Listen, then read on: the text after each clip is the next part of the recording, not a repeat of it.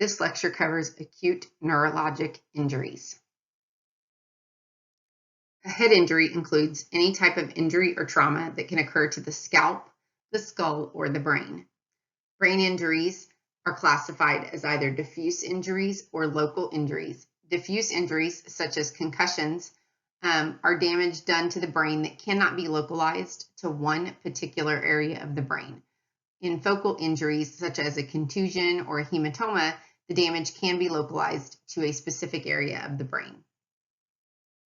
Brain injuries are also classified as minor, moderate, or severe. Minor brain injuries, the patients generally maintain a Glasgow Coma Scale score of 13 to 15. In moderate brain injuries, Glasgow Coma Scale scores range from about 9 to 12. And in severe injuries, we see those scores range anywhere from 3 being the lowest score that a person can earn on the Glasgow Coma Scale to 8. One of the most serious forms of a head injury is called a traumatic brain injury, or a TBI. In the United States, it's estimated that hospital emergency departments see an estimated 1.7 million people a year with traumatic brain injuries. Most of those are treated and released. However, there are thousands each year that die as a result of traumatic brain injury and or are hospitalized with traumatic brain injury. Currently, about 5.3 million Americans live with disabilities resulting from some type of TBI. Motor vehicle accidents and falls are the two most common reasons that someone would sustain a head injury. Other causes include things such as firearm accidents, assaults, sports-related trauma, recreational injury, and even war-related injuries. Men are twice as likely as women to sustain a TBI. In children, the three major causes of brain damage or traumatic brain injury are falls, also motor vehicle injuries, and bicycle or sports-related injuries. Unfortunately, head injuries do have a very high potential for a poor outcome. Deaths from head trauma tend to occur at 3 time points after the injury: immediately after the injury, within 2 hours of the injury, and at approximately 3 weeks after the injury. Scalp lacerations are the most easily recognized type of head trauma because it is an external head trauma. These types of injuries are very prone to bleeding because the scalp contains many blood vessels with poor constrictive abilities. Therefore, most scalp lacerations are oftentimes associated with significant bleeding. A severe scalp laceration with profuse bleeding can put the patient at risk for hypovolemia. And in addition to that, infection is going to be another high-risk potential complication with that open wound. Skull fractures frequently do occur with head trauma, and there are several different types of skull fractures for us to look at. They can be linear or depressed. They can be simple, comminuted, or compound, and they can be closed or open. A linear fracture occurs when there is a break in the continuity of the bone without alteration of the relationship of the parts. So there's no actual separation of the parts of the bone, just there is a crack in the skull itself. This is usually associated with low velocity injuries. A depressed skull fracture is what you see in the picture here. This is when there is an inward indentation of the skull, and this is usually associated with some type of powerful blow. A simple skull fracture is one that does not have any fragmentation or communicating lacerations. Again, this is going to be one that's generally aligned with that linear fracture, and it's going to be caused by a low to moderate impact. The comminuted fracture occurs when there are multiple linear fractures with fragmentation of bone into many pieces. Comminuted fractures are associated with direct, high momentum impacts. You then have your compound fracture, and your compound fracture is one, a depressed skull fracture, as we've seen in the picture above, in combination with a scalp laceration with a communicating pathway to the intracranial cavity. This is associated with a severe head injury. Basically, what I mean by communicating pathway is that a compound fracture actually creates access to the inside of the skull. In doing that, it puts the patient at high risk for additional complications because the brain tissue is exposed. Fractures can also be closed or open depending on the presence of the scalp laceration and the extension of the fracture into the air sinuses or the dura. Some of the major potential complications of skull fractures are going to be the possibility for an intracranial infection and hematoma, as well as the potential for meningeal or brain tissue damage. Treatment for most skull fractures is usually conservative and is going to focus mainly on the prevention of complications. For depressed skull fractures and those with loose fragments, a craniotomy may be necessary to elevate the depressed bone and remove those free fragments. If large amounts of bone are destroyed in the skull, that bone may need to be removed, which is known as a craniectomy, and a cranioplasty may be needed at a later time. One important note to make in discussing skull fractures is that to produce a skull fracture in an infant, the force must be extreme because the skull of an infant is more flexible and has more give to it than the skull of an adult. So we're not going to always, it's not always going to indicate abuse, but when we do see an infant with a skull injury or a skull fracture, we should suspect the possibility of abuse and at least inquire about that possibility. Now, likewise, that force could also be extreme and come from something such as a motor vehicle accident. But outside of something such as presenting with a known, like say a known motor vehicle accident, again, it's appropriate to inquire about or suspect abuse if you see an infant present with signs of a skull fracture. Another type of skull fracture is known as the basilar skull fracture.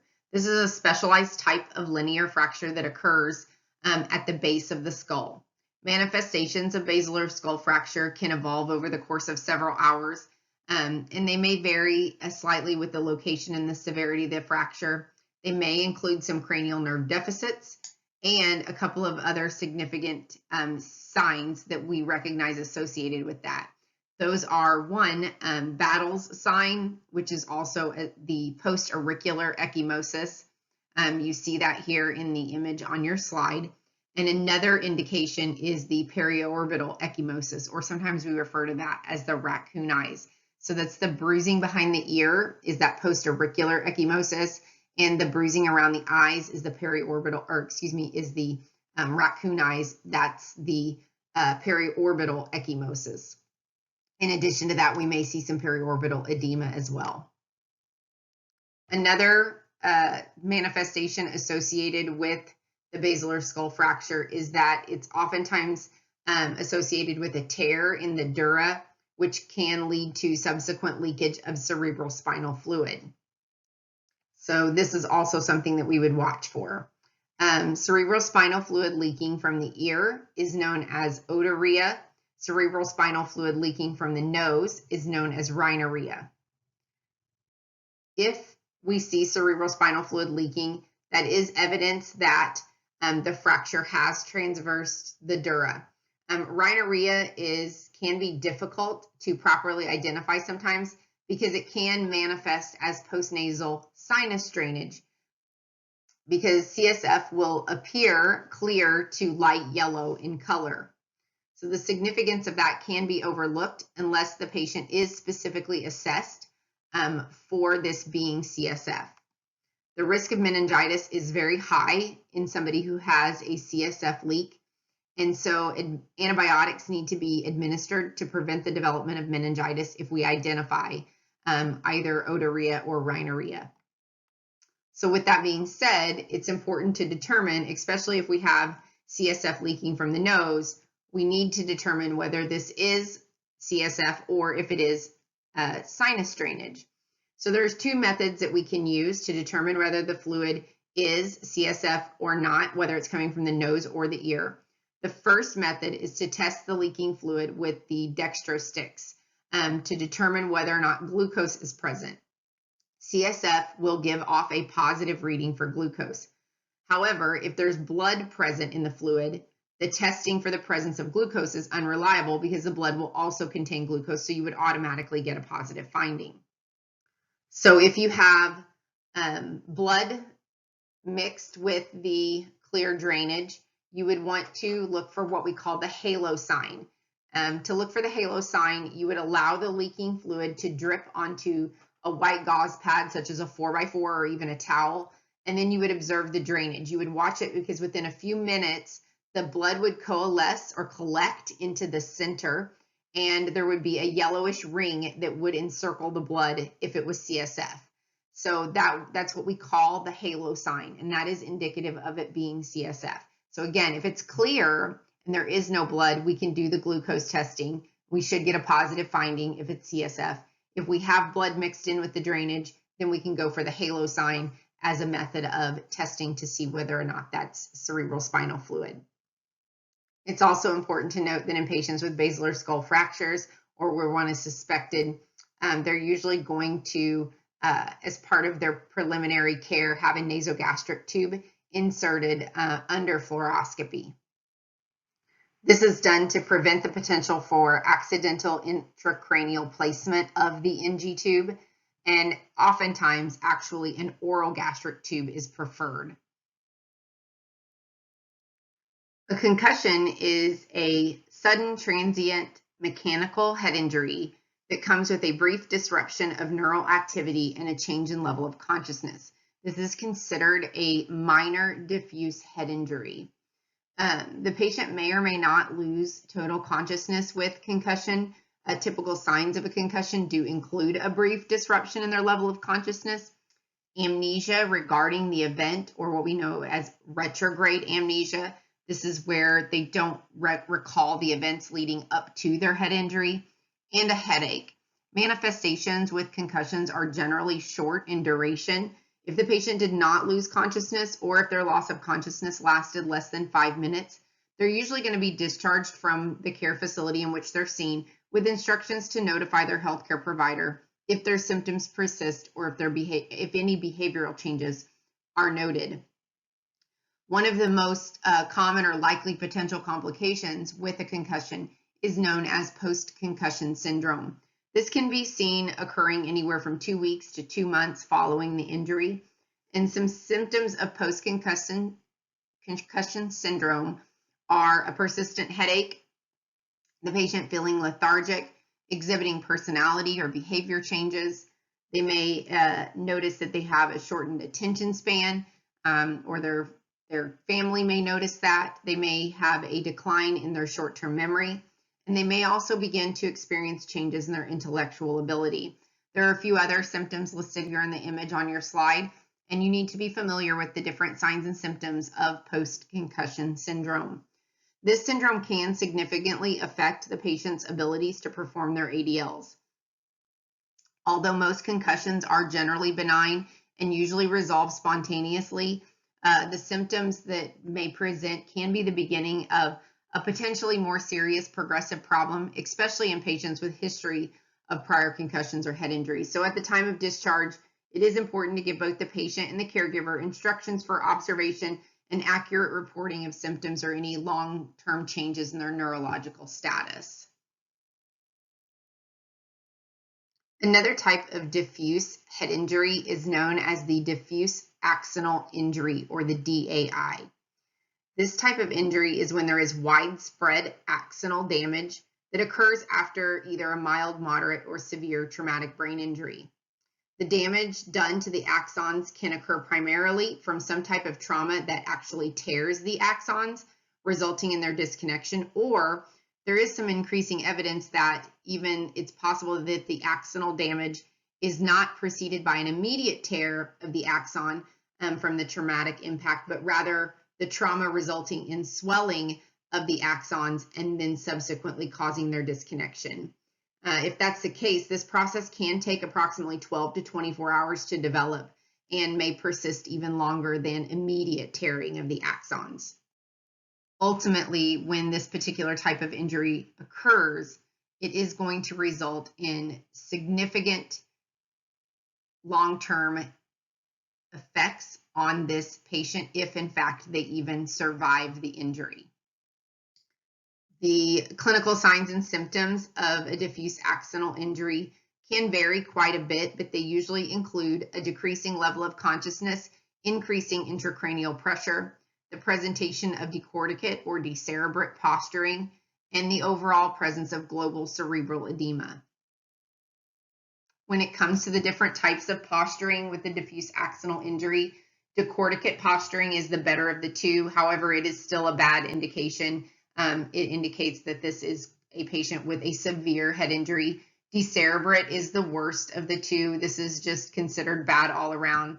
If a patient progresses from decorticate posturing to decerebrate posturing, that means that there is progression of the head injury, and that is possibly including hemorrhage at this point. About 90% of patients with a diffuse axonal injury remain in a persistent vegetative state, and that's the ones who survive. Patients with a diffuse axonal injury who survive the initial event are rapidly triaged to an ICU, and they are watched for signs of increasing intracranial pressure, and they're going to be treated aggressively for that increasing intracranial pressure. Whatever the cause that leads up to the development of diffuse axonal injury, just know that this is a type of head injury that, if it develops, is associated with an extremely poor outcome for the patient. We're also going to take a look at a couple of different types of focal head injuries. Focal injuries can be minor to severe, and they can be localized to a specific area of injury. Focal injuries consist of lacerations, contusions, hematomas, and even cranial nerve injuries. We're going to look at the first one is a laceration. This is when there is tearing of the brain tissue. Oftentimes this occurs in association with a depressed or open skull fracture and in association with penetrating injuries. The tissue damage is severe, and surgical repair of the laceration is not possible just due to the nature of the brain tissue. Therefore, medical management has to consist of antibiotics until meningitis can be ruled out, and they're going to focus on preventing any secondary injury related to increasing intracranial pressure. Intracerebral hemorrhage is a risk associated with a cerebral laceration. If the bleeding is deep into the brain tissue, the patient can develop both focal and generalized signs. The patient can experience a loss of consciousness, possibly hemiplegia on the contralateral side, and a dilated pupil on the ipsilateral side. It's also possible for bleeding to occur into the subarachnoid space and the intraventricular spaces as well, secondary to head trauma. A contusion is where there is bruising of the brain tissue within a focal area. This is usually associated with a closed head injury. A contusion may contain areas of hemorrhage, possibly infarction, necrosis, and edema. Frequently, the contusion occurs at a fracture site. Contusions may continue to bleed, or they may even rebleed. Contusions that continue to bleed or rebleed can appear on subsequent CAT scans as what is known as blossoming. If this is seen on subsequent CT scans of contusions, it does worsen the neurologic outcome. Seizures are a possible complication of a brain contusion, especially in the first 7 days following the injury. So the patient and caregiver would be made aware to watch for and take precautions against any potential seizure activity if they're not kept hospitalized. Obviously, if they are kept in the hospital during that time, we would want to initiate seizure precautions for them. Anticoagulants should be stopped if the patient has them, and they should not be utilized, as these are associated with an increased risk for hemorrhage, a more severe head injury, and a higher mortality rate. This is especially important to consider with older individuals who are already taking something like warfarin or aspirin at home. If a patient is on anticoagulants and a fall occurs and they do experience a contusion, it is more likely to be severe due to the use of those anticoagulants. Therefore, in older individuals on anticoagulant therapy, their risk for falls should be carefully assessed. Another potential risk with the contusion is the risk for what we call the coup contra coup type of injury. This is a phenomenon that is usually occurring in association with contusions and should be looked for. It can range from minor to severe. And this type of injury occurs when the brain actually moves inside the skull due to a high energy or high impact hit. Contusions and lacerations occur at both the site of direct impact on the brain and at a secondary injury area of injury on the opposite side away from the original injury.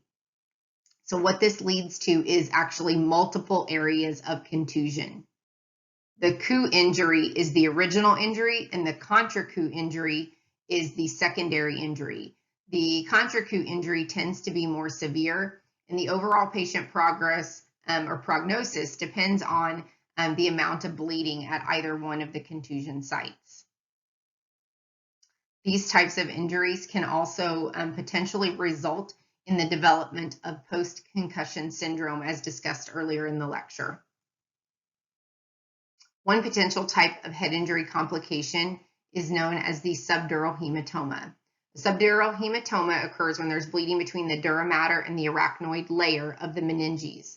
This type of hematoma usually results from injury to the brain tissue and the blood vessels. The most common source of a subdural hematoma is resulting from a venous bleed. Because most subdural hematomas are usually venous in origin, the hematoma has the potential to be slower to develop. For that reason, we have hematomas broke down into 3 different types. We have the acute subdural hematoma, the subacute subdural hematoma, and the chronic subdural hematoma. The primary difference between these 3 different types are the timeline of presentation of the symptoms in the patient. With the acute subdural hematoma, symptoms present within 24 to 48 hours of the injury. These symptoms oftentimes include a decreasing level of consciousness, the patient reporting a headache, and possibly ipsilateral pupil dilation and fixed if the bleeding is severe. An acute subdural hematoma would indicate that the bleeding is more significant, and this is going to put the patient at high risk for rapidly developing increasing intracranial pressure. The results from the increase in the intracranial pressure cause an increase in morbidity and mortality with acute subdural hematomas, even despite surgical interventions that can be done to evacuate the hematoma. In the subacute subdural hematoma, the symptoms present within 2 to 14 days of the injury, and the hematoma may actually appear to enlarge over time as fluid is actually drawn into the subdural space after the initial bleed. You then have the chronic subdural hematoma. With this one, the symptoms or the hematoma itself actually develops over weeks or months after what may be a seemingly minor head injury. Chronic subdural hematomas are more common in older adults due to the potential for a larger subdural space as a result of brain atrophy. Because of the larger size of the subdural space, it can account for the presence of complaints being more focal rather than signs of increasing intracranial pressure. So we're more likely to just see focal symptoms with the chronic subdural hematoma, and we're less likely to see signs of increasing ICP. These focal symptoms may be symptoms such as somnolence, confusion, lethargy, and memory loss. This can also lead to a delay in the diagnosis of a chronic subdural hematoma because the symptoms sometimes can be attributed to other health problems of persons in this age group. The symptoms can be misrepresented as vascular disease, like something such as possibly a stroke, maybe a TIA. They also can be misinterpreted as potentially dementia. Another symptom that they may complain of might be a dull headache, which sometimes as well can be mistaken for possibly like a sinus infection. Because we do generally just have this set of focal symptoms and not the indications of increasing intracranial pressure, as I mentioned, it does increase that risk for misdiagnosis in these individuals. Another potential complication is the risk for an epidural hematoma. This is when the bleeding now is between the dura and the inner surface of the skull. An epidural hematoma is considered a neurologic emergency, and it's usually associated with a linear fracture that actually crosses a major artery in the dura, causing it to tear. Therefore, epidural hematomas are generally arterial bleeds. The classic signs of an epidural hematoma typically include the patient experiencing an initial period of unconsciousness at the scene with a brief lucid interval followed by a rapid decline in level of consciousness later on. Other manifestations may include a headache, nausea, and vomiting. Rapid surgical intervention is necessary to evacuate the hematoma and prevent the potential for cerebral herniation. They will do aggressive medical management of increasing intracranial pressure. If these things are done rapidly, it can dramatically improve the patient's outcome. A craniotomy is generally performed to visualize and allow control of the bleeding vessels. In extreme emergency situations, burr hole openings can be used for a more rapid decompression, and then those would be followed by a craniotomy later on. It's also possible that the patient with an epidural hematoma may have a drain placed post-operatively for several days to prevent reaccumulation of blood. In any areas where extreme swelling is expected, they may additionally do a craniectomy where they remove a piece of the skull and preserve it to be replaced later on. But this would allow for the accommodation of some increasing intracranial pressure and some brain swelling. Emergency treatment for the patient with a head injury is going to consist of, first and foremost, maintaining a patent airway. In order to do this, one thing that we do right off the bat is to stabilize the cervical spine because of the potential for a cervical injury or a worsening cervical injury. It would potentially compromise our airway. So stabilization of the cervical spine is one of the first steps that we take to maintain that patent airway. Some additional steps that are going to be taken would be to administer oxygen to the patient, ideally via a non-rebreather mask, making sure that we have established IV access, preferably with 2 IV catheters. They would be a candidate for intubation if that Glasgow coma score was less than 8. We would want to control any external bleeding that might be present with the head injury with a sterile pressure dressing. We would ongoingly monitor the patient with a head injury by watching their temperature, providing warmth with blankets, IV fluids, overhead lighting if necessary, and even warm humidified oxygen. It's always important to assume a neck injury in association with a head injury. Again, going back to that, just being cautious, because if we maintain that cervical spine in the event of a potential head injury, we then maintain our patent airway as well. We want to administer fluids cautiously to prevent fluid overload, which could potentially contribute to increasing intracranial pressure as well. As far as prevention and health promotion in relation to head injuries, patient education would consist of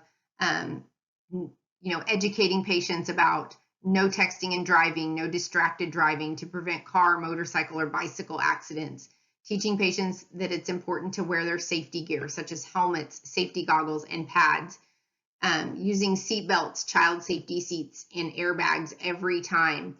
In homes, in patients who are at risk for falls, eliminating throw rugs, using night lights, and using stair treads to decrease the risk of falls. The last disorder we're going to discuss within this lecture are brain tumors. There are many different types of brain tumors, and they occur in all different locations within the brain. I'm not going to get into knowing the different names of the types of brain tumors, but rather just a general discussion. They can be primary or metastatic. They can be benign or malignant, but even benign brain tumors have the potential to cause significant problems in the individual, potentially, especially as they grow, creating increasing intracranial pressure. The clinical manifestations and complications of brain tumors do depend on the location of the tumor, the size of the tumor, but the most common symptom reported with any type of brain tumor is a headache. They do begin to develop also some visual, some cognitive, and some mood or personality changes. Again, some of the manifestations are going to be dependent on that location of the brain that is being affected. With your diagnostic studies, we're going to include CAT scans, MRIs, PET scans, and even a biopsy of the tumor itself to determine what type of tumor it is. With collaborative care, again, that's going to go back to that identification of the tumor type and location. If possible, remove or decrease the size of the tumor mass.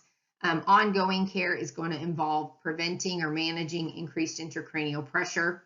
The patient may or may not be a candidate for surgery. It just depends on the size, the location of the tumor, the location in respect to what part of the brain is being affected. Radiation and chemo would be used for those metastatic or malignant brain tumors to try and shrink them as much as possible.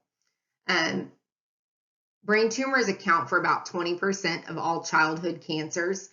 They do tend to be difficult to treat, and they have a poorer survival rate than other types of tumors in other parts of the body. If they're primary, obviously that means they started in the brain. Generally, those have a 5-year survival of about 30 to 40%. Metastatic brain tumors are ones that actually started in another location and moved to the brain.